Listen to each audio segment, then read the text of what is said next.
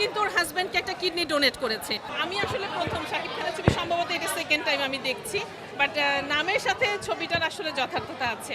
মানে বাংলাদেশের হিরো হিসেবে, বাংলাদেশের সিনেমা হিসেবে মনে হচ্ছে আসলে বাইরের দেশে বাংলাদেশের সিনেমা আসলে অনেক ইমপ্রুভ করেছে। আমরা আসলে সবসময় আর্ট ফিল্মকে অনেক বেশি প্রেফার করি, প্রফেশনাল বা বাণিজ্যিক ছবিগুলো কিন্তু কম প্রেফার করতাম। সবসময় ভাবতাম যে কেমন হবে, আমরা বলিউডের সাথে হলিউডের সাথে তুলনা করতাম, কিন্তু এই ব্যাপারটা আসলে ঠিক না। এই ছবি দেখে মনে হচ্ছে যে না, মেকিং আসলে একেবারে ইন্টারন্যাশনাল লেভেলে হয়েছে, যেটা আমার ভীষণ ভালো লেগেছে। পরিবার নিয়ে দেখার মতো। অবশ্যই 100%, একদম 100%। বিশেষ করে পুরুষদেরকে বলবো আপনারাও দেখেন, ভালোবাসা শেখেন। শাকিব খানের কাছ থেকে ভালোবাসা শিখতে হবে। সত্যি অভিনয়, এটা অভিনয়, কিন্তু সে যেভাবে বরবাদ হয়ে ভালোবাসা শিখিয়ে গেছে, ভালোবাসার উদাহরণ হয়ে গেছে। বান্ডেল থাকলে প্রতি সেনমানিতে টাকা বাঁচবে। বিকাশ সেনমানি বান্ডেল কিনে জিতুন প্রতি লেনদেনে। এটা সত্যি একটা এক্সাম্পল।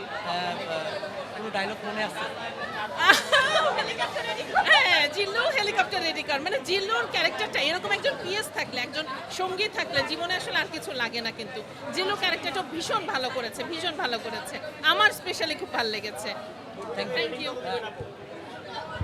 আপু কোন সিনেমাটা দেখলেন? জি, বরবাদ মুভিটা কেমন লাগলো আপনার কাছে?